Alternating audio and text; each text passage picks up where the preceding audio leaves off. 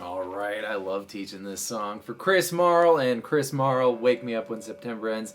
Green Day. Okay, this one's just really gratifying to learn. What you do is you put your ring finger on D5 and your pointer finger on B3. Now, I always accidentally figure out how to play Green Disease when I play this song wrong, because 2 frets higher is Green Disease, right? But 2 frets lower, what you get is this D string is the same note as the open G string, so pluck down D, G, B, D, G, B.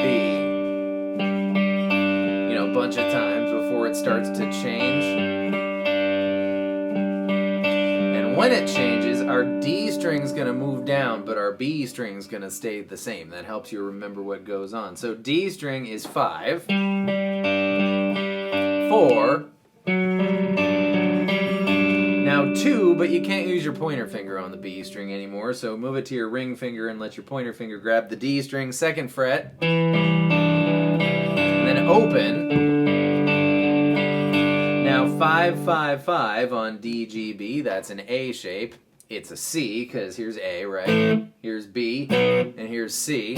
So I like to use, pro tip, use fingers middle, ring, pinky, because the next chord, this isn't the most natural thing to do, but the next chord is C minor in this fashion, and the only thing that changes is this B string goes from 5 to 4, so now you have an A minor shape. And then back to 2 of the first one. Alright, whole thing, ready? 4th fret, D string. 2nd fret, gotta switch your fingers. Open. 5, 5, 5. 5, 5, 4. Back to the first one. The second time through, there's that neat little high plunky guitar going on, and it starts on the 15th fret of the baby E string. That's a G note, because if 12 is the same as open, and 3, of course, out of your G chord is a G note, then 15 is the same as 3, 1 octave higher, it's a G, which is what happens to be, which is what that chord is. Okay, G, 15, 14, 12, 10, and then I think this guy's playing 2 notes. Play B13 and E12, that's just 2 notes out of a C major chord. If you extended it to A15, D14, you would see that you have a C shape, right? Just, again, 1 octave higher. Anyways, B13, E12, and then for that C minor, the 12 becomes 11.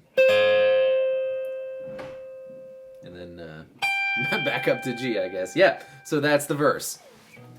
Now, going into the chorus, when you end up back on your shape 1, right?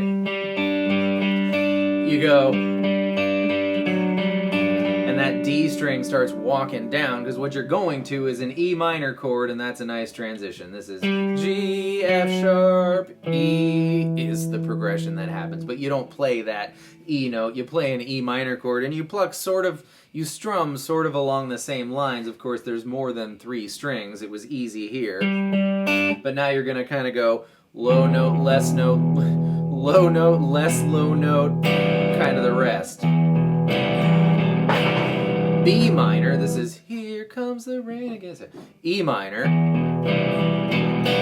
B minor, C,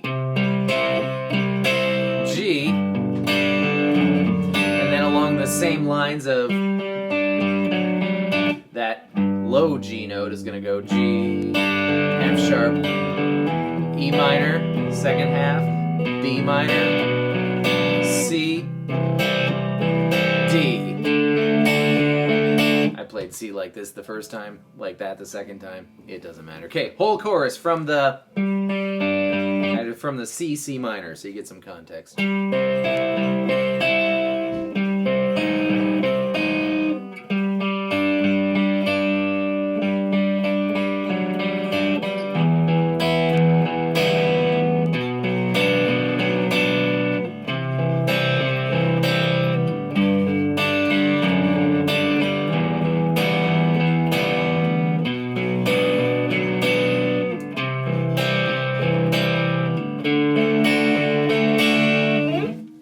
There's a little lead plunky guy in the first chorus too. This is one of the reasons why I think this is just one of the most well thought out musically anyways Green Day songs. It's got that C minor, a minor 4. It means I like it automatically, right? And it's also got this little extra guitar part that just adds a whole bunch. But what you do is do E12, B12, E12, B13, B15 twice.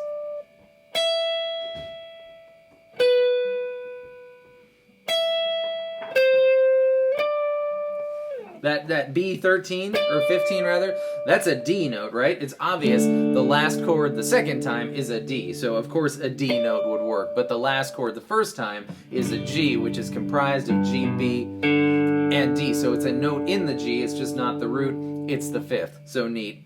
That note plays 2 roles in the 2 different times, okay? And then of course we have the verse where it starts to all pick up and go thumpity thump, and you do the same thing. You just crank your gain, of course, right? But the difference is after you do the same thing with the first one a whole bunch of times, of course, you switch to the whole chord C, not just the 3 notes there. You have 2 options here. Play your C bar chord, 3, 5, 5, 5, but hit it, right? Followed by C minor bar chord. That B string goes from 5 to 4 with your middle finger. What I like to do is play the C power chord and then add the middle finger for that minor, and then it goes to just a G power chord on the 3rd fret of the E string, and then it goes again.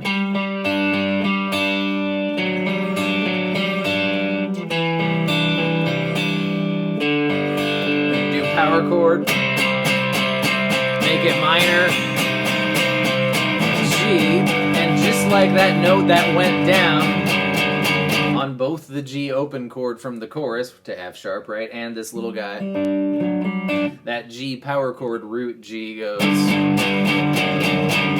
into the chorus, which is this. So all I did was drop that 3 to a 2 and everything else stays the same, so get your yoga hands on. Okay, so the chorus is the same, but it's the power chord version of the chorus. So low E is open 2, 2.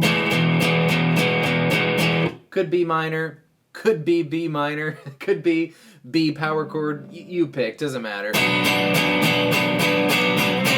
C, G, same thing, low E, B power chord or minor, C power chord, up to D power chord. D power chord on the 5th fret of the A string. So, whole chorus from the C, C minor.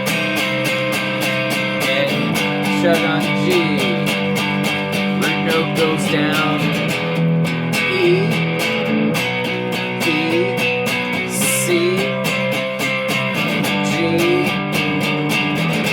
E, B, C, D. You can always crash out with a big loud G power chord whenever appropriate, or go back into your whatever's happening next, because a couple of different things happen next depending on where we are. The solo happens over the chorus, and it's awesome, and it's easy to remember too. You're going to grab G12 and B12, make sure to give it an epic slide up, of course, and your plucking pattern's going to be G, G, B, G, G, B, G, B. So 2 G's and a B, 2 G's and a B, 1 G, 1 B, and no B G's. Now the G string goes down 1 fret, so you have 11, 12, same plucking pattern. This shape we have now, 11, 12, moves up 1 fret to 12, 13. Same plucking pattern. And then it goes to G stays 12 and B becomes 15, and you just kind of strum it, and the G's gonna go from 12 to 11. So, first half.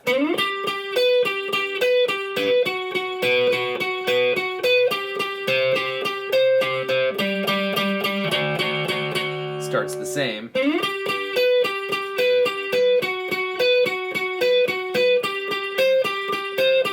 And the band hangs on D here, and you just do your thing longer.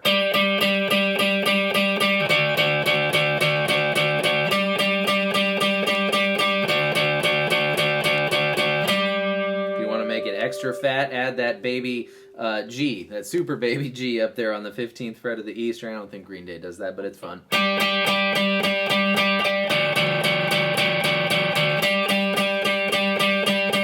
you could just end it with it for extra G-ness. Good thing there's no P chord. Oh no, I just listened. I think that extra G-ness is in there. And then after it crashes out, it's kind of like B, G. There's a B, or Bee Gees. And it ends on B, E. And that's it. Those are the pieces. Of course, it does this. Wake me up. Like 3 or 4 times at the end.